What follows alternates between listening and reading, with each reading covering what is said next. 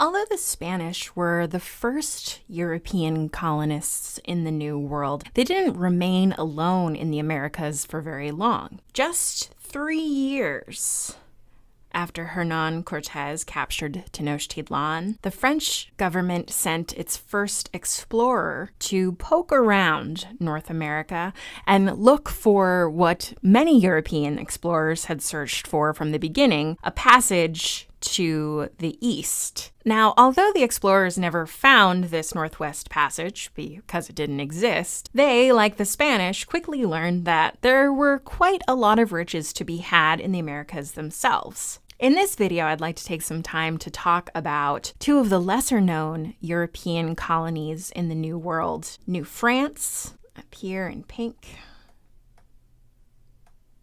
and New Netherland, this little orange dot right here.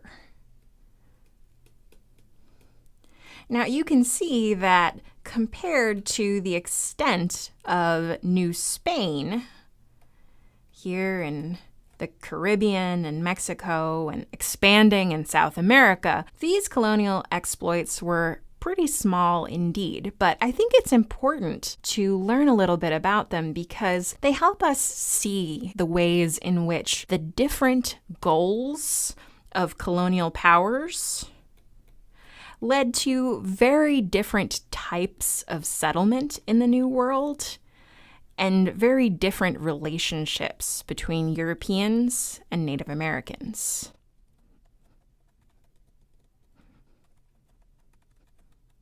Now, though it's a little bit hard to see on this map, these two colonies focused their efforts around two rivers, the St. Lawrence River and the Hudson River, which runs along this little orange strip here. It's the Hudson. And along these rivers, you can still see the cities that were founded by these colonial ventures, like Quebec City, up in Canada, and later Montreal.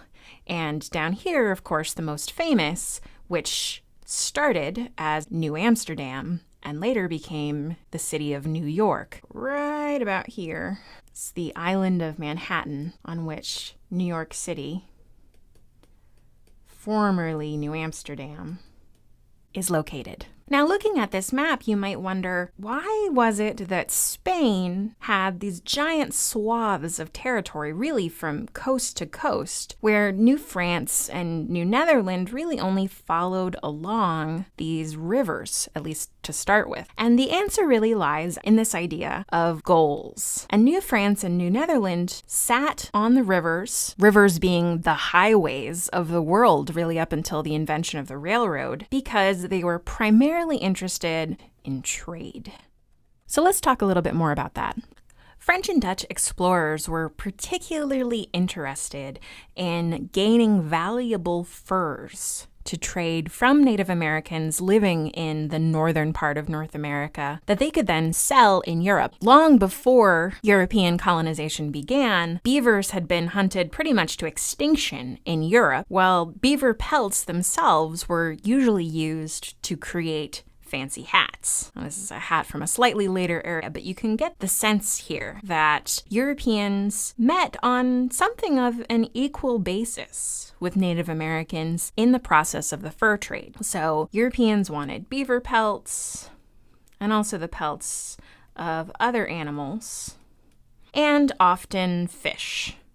Another thing that was in great supply in this northern region, which is today the Northeast United States and Canada. So how did this focus on trade affect the relationships between Europeans and Native Americans in the area? Well, primarily they made relationships between them considerably friendlier and more cooperative than the relationships between the Spanish and Native Americans, for example. Now, Europeans quickly discovered that it made a lot more sense to, instead of sending hundreds upon hundreds of French men to Canada to hunt beavers themselves, they could instead pay Native Americans to hunt the beavers for them. And consequently, there were considerably fewer French and Dutch settlers in New Netherland and New France than there were in New Spain.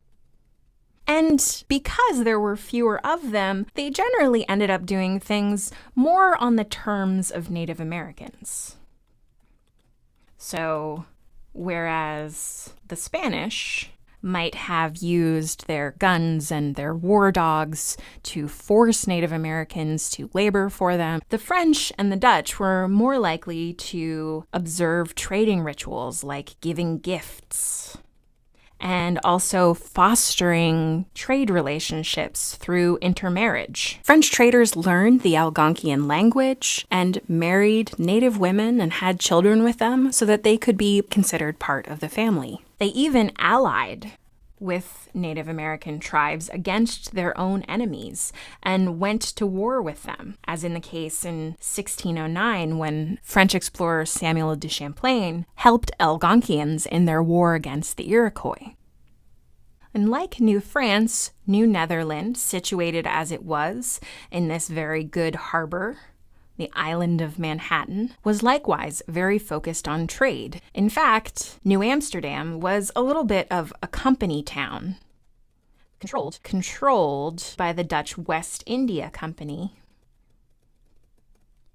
which sought to make the most of all of the goodies that could be brought from North America and then shipped to Europe. In fact, you can kind of get a sense of what the major concerns of the Europeans settling in this area were from this map. You can see that they point out where beavers, turkeys, foxes, and bears can be found, all with their valuable pelts. But you also see that there's a extremely detailed rendering of where many Native American tribes lived, like this detailed rendering of what I believe is a Mohican village. The French and Dutch bothered to learn all of these names and map all of this territory because they cooperated with the Native Americans to get these pelts. It's hard to imagine a Spanish map that would go into such detail about native villages. It's important to remember that Europeans were competing with each other for resources in the New World, hoping that they could secure the best trade deals for furs with Native Americans and prevent other nations from securing those furs. For example, the Dutch allied with the Iroquois in the New World as trading partners because the Iroquois were the longtime enemies of the Algonquians, who were allied with the French. So just as the Europeans recruited Native Americans into their competitions to supply Europe with furs, Native Americans recruited Europeans into their intertribal feuds to supply the Americas with European goods. I want to finish by just briefly comparing each nation's colonial goals with their outcomes and what sorts of people settled, what their relationships were like with Native Americans, and even how they attempted or didn't attempt to convert Native Americans to a form of Christianity. Now, as we saw with Spain, their goal was to quickly extract natural resources from the Americas and to set up plantations for tobacco and later sugar, plus to convert as many of the native people to Catholicism as possible by force, if necessary, and it was frequently necessary. Consequently, most of the Spanish settlers who came to the New World were men and adventurers who treated native people with violence and enslaved them in the encomienda system, and in some cases had relationships with native women and African women that resulted in that very complex set of racial designations we see in the caste system.